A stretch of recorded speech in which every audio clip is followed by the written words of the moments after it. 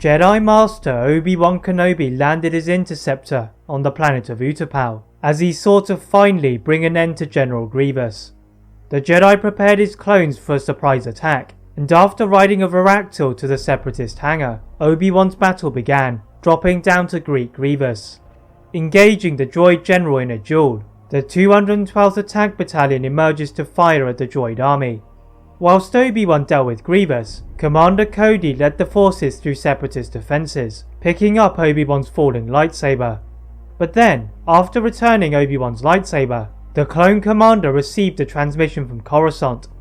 The hologram of Supreme Chancellor Palpatine, recently revealed to be the secret Sith Lord Darth Sidious, appeared to execute Order 66. The loyalty that Cody had built for Obi-Wan and the Jedi had gone, all brainwashed by the activation of a control chip placed within all clones at birth. With no hesitation, Cody ordered his men to fire at Obi-Wan, just like all the other clones across the galaxy were doing to their respective Jedi. Obi-Wan managed to escape, but the clones the Jedi had trusted were their enemies. But what if Commander Cody had refused to execute Order 66? How would it affect Obi-Wan? As you are going to find out, Cody's refusal will shape the universe. Commander Cody stood in the centre of the intense battle when he received a transmission from the Supreme Chancellor. In his office, on top of the Republic Executive Building, Palpatine used a coded signal to execute Order 66. Across the galaxy, clones turned upon their Jedi generals, but Commander Cody did not. All the hardships he had endured during the war had such an impact that his chip had eroded, and he could resist the orders of the Supreme Chancellor. As the face of Palpatine turned to confusion, then anger, Cody quickly switched off the hologram, evading a certain death. The clone commander continued into the battle, looking for Obi-Wan to tell him the transmission he had just received. Cody found Obi-Wan near one of the chasms of the city, atop his varactyl, and the Jedi ordered Cody to take him to the nearby communications room. The Jedi Master looked for the codes to any surviving Jedi, and at last found Master Yoda. The Grand Master was on his way to convene with Bail Organa, and Obi-Wan asked for the location of Anakin. Yoda looked down gravely in his hologram, sensing that Anakin had been lost to the dark side and Darth Sidious, as Obi-Wan struggled to contain a myriad of emotions. He wanted to save Anakin, but he needed the help of these remaining clones. Entering the battle again, Obi-Wan implored his clone medics to take any injured clones to the medical bays, whilst he dealt with the droids. Obi-Wan furiously cut through the Separatist army, with no time to spare, until the battle fell silent. Running back to his ship, Obi-Wan flew back to his cruiser, and met up with Yoda and Bail Organa. The arrival of Cody in the 212th is a surprise, and the clone decides to find out if any other clones had survived. Cody uses numerous lines of communication, and finally, a battered and tired Rex appeared.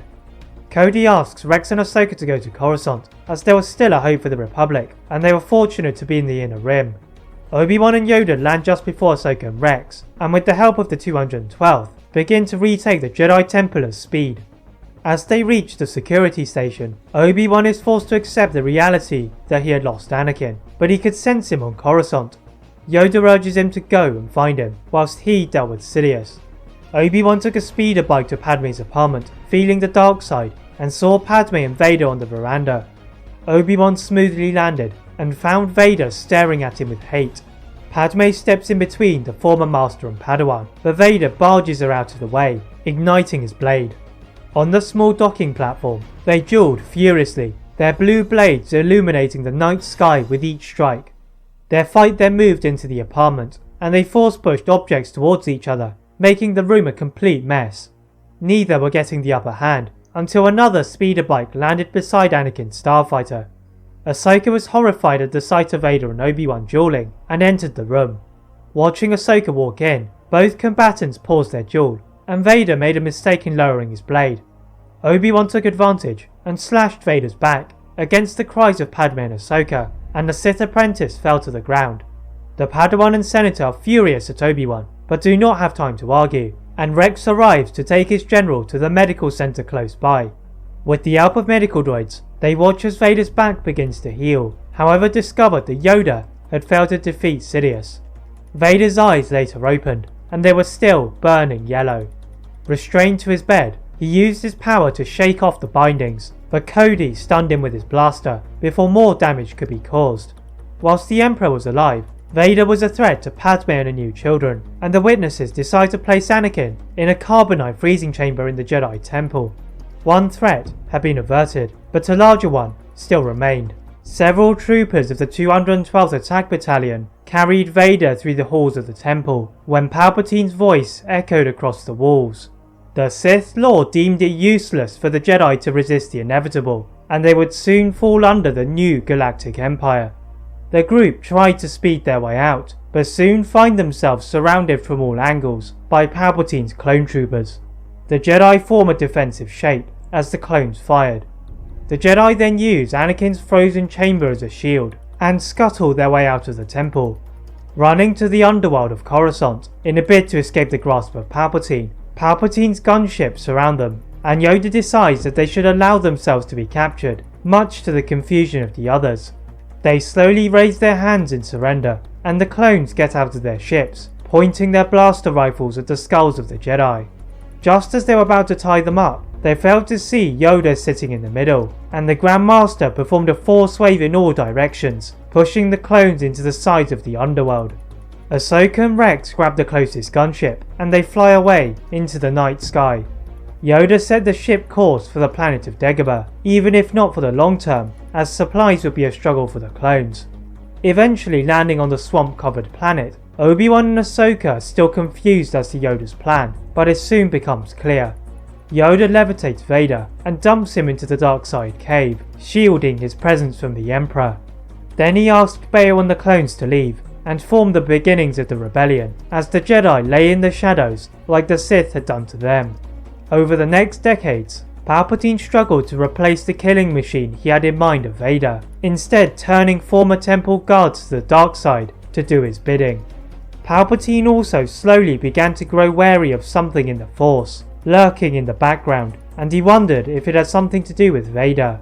Back on Dagobah, Luke and Leia had trained studiously under Yoda, Obi-Wan and Ahsoka, and they are ready to surprise the Emperor. All of the Jedi and Ahsoka travel from the planet, leaving Padme and the clones to guard Vader, failing to notice a darkness masking itself amongst them. The light side users go to Bail Organa's cruiser and receive intelligence that Palpatine was visiting his home planet. The rebellion take most of their officers and resources to the planet, and the Jedi and Ahsoka are taken in a gunship to the surface below. Entering the royal palace, Obi-Wan had a bad feeling about what was going to happen, and still they could not sense the Sith. At the head of the main table appeared to be Palpatine, but they find it to be a dummy, and soon they are surrounded by Palpatine's Inquisitors.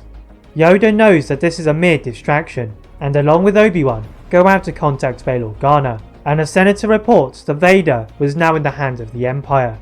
The two Jedi are whisked away, leaving Ahsoka, Luke and Leia to battle the Jedi killers. Obi-Wan and Yoda make it to one of the Emperor's new Star Destroyers, and go to rescue Vader, Padme and the clones. The first line of Imperial troopers are no match for the Jedi, and they soon see the Emperor flanked by two royal guards, on a balcony above them. Yoda leapt straight for the Emperor, whilst Obi-Wan went to free the prisoners. The Jedi Master, however, was met by a massive wall of Imperial troopers, and even if he could hold them off, he could not get through the defences. Suddenly, a rebel ship hovered near the hangar, and out tumbled Ahsoka, Luke and Leia, who went to Obi-Wan's aid. The addition of the three Force users allows ground to be gained, but Yoda was struggling, and even worse for them, Palpatine ordered for the release of Vader. The Jedi and Ahsoka continue to battle through the Imperials, but they are too late to stop Vader's body popping out from his chamber. With one accurate lightsaber throw, Obi-Wan releases the cuffs off of all of the clones, and they take blasters from the nearby munitions room to join the rebels, allowing Obi-Wan to go to Yoda.